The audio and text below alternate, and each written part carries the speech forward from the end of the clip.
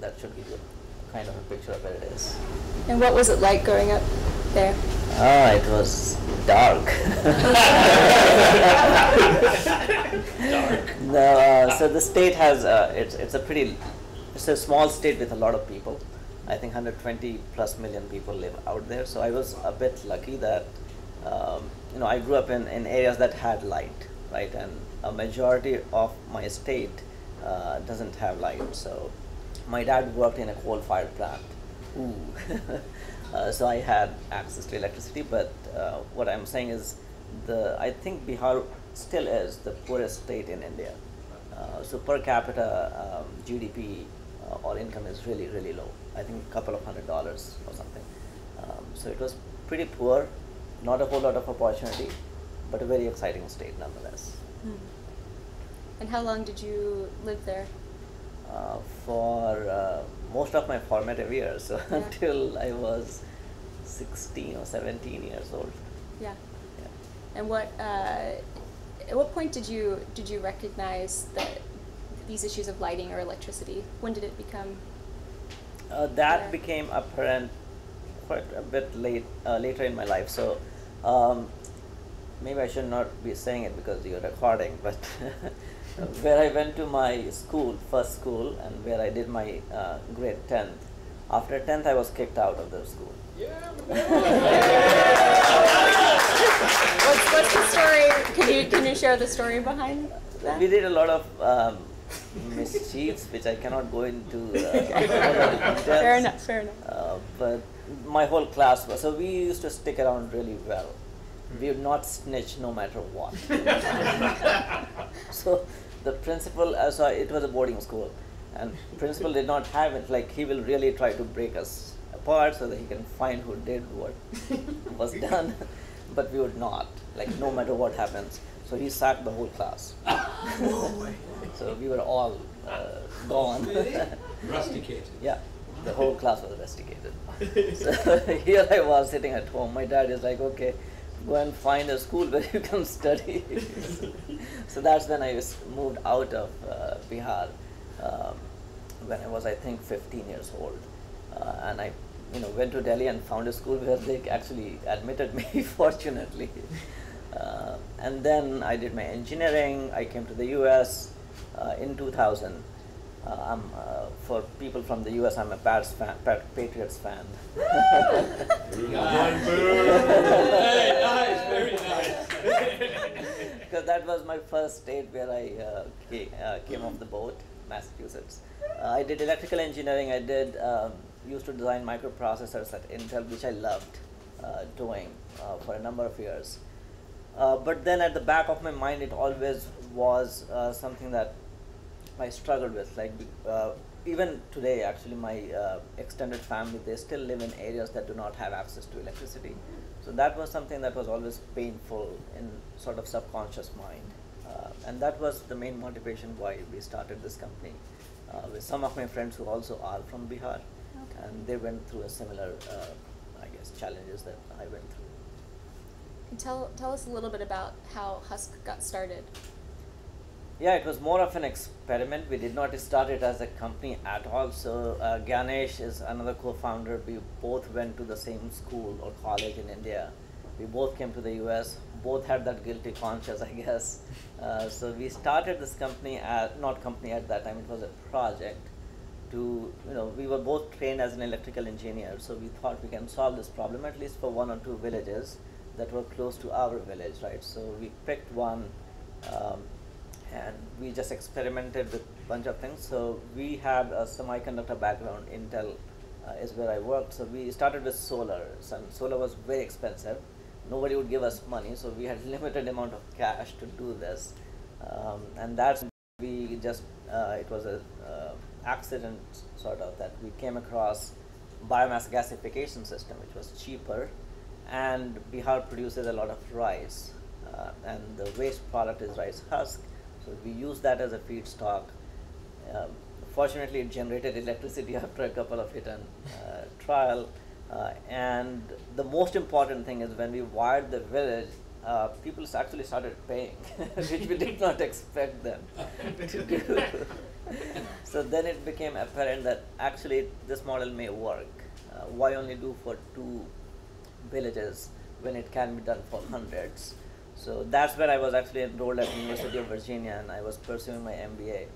So we wrote a business plan after we had this project working in 2 villages. And that's how the company was incorporated. So it was not some aha moment that we had to start a company. It was just a project that became successful, and we wrote a business plan around it. Yeah.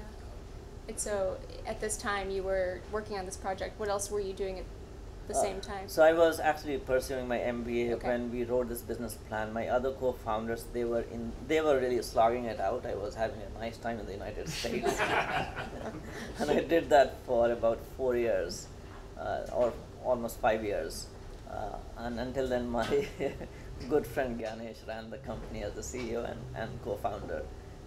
In 2013, we had expanded to quite a bit of villages. Like I think we were serving 200 plus villages by then, and Ganesh stepped down as the CEO in 2013, and it was pretty interesting way to resign.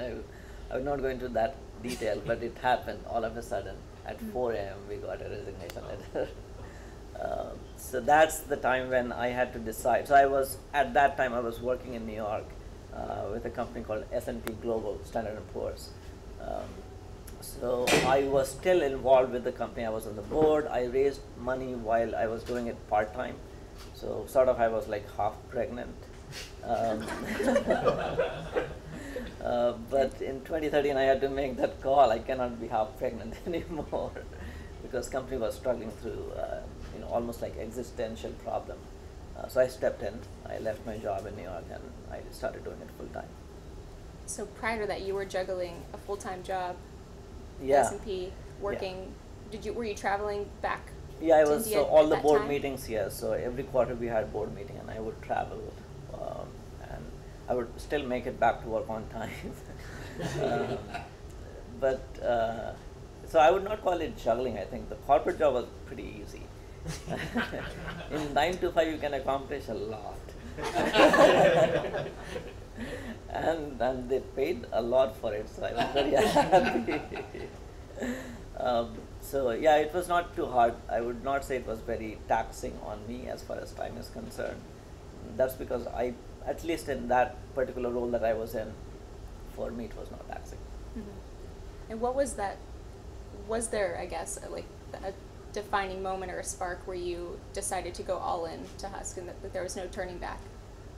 So it was a decision. It was a tough decision. So I was married by then.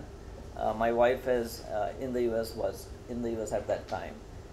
I used to commute from Philadelphia to New York because we were married and we were living in Philadelphia. It's a 2 hours journey each way by train. So the decision was quite tough because of 2 reasons. I was married, my wife is here, And now the company is going to actually go down because the CEO resigned. And when he resigned, the investors that we had, they pulled out the money by calling it material adverse circumstances. So it was a real shit show. So if you know, I'm an engineer by training, so if I go logically, it was the worst decision that I could have made, right? Investors are pulled out, your CEO just resigned, and you are losing like $1 million per year in cash. So, you know, but I did not go through the logic process. It was, for me, it was, you know, if I don't do it now, you cannot do it ever again.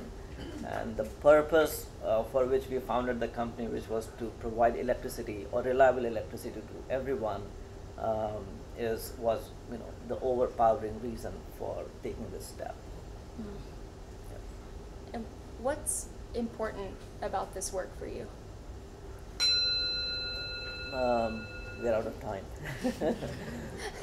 So, the initial premise that we had was, again, electricity or access to electricity can create wonders. And it has always shown us that whatever we are expecting, actually things happen beyond our expectation. Mm-hmm. So I'll give you a simple example that may not even resonate with you, but in a village, like when we'll go in summer, we will not be able to eat an ice cream, right? And we are thirsty. We used to provide electricity only for 6 to 8 hours, so nobody could keep a refrigeration system. But nowadays, that village sells like 2,000 sticks of ice cream every day. Like, life changed for me. When I go to that village, I can actually have ice cream.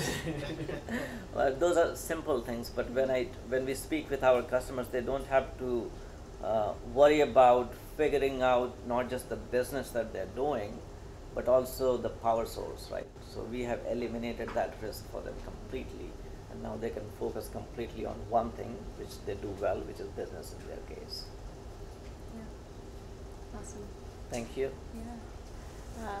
We're going to cut the filming at this point.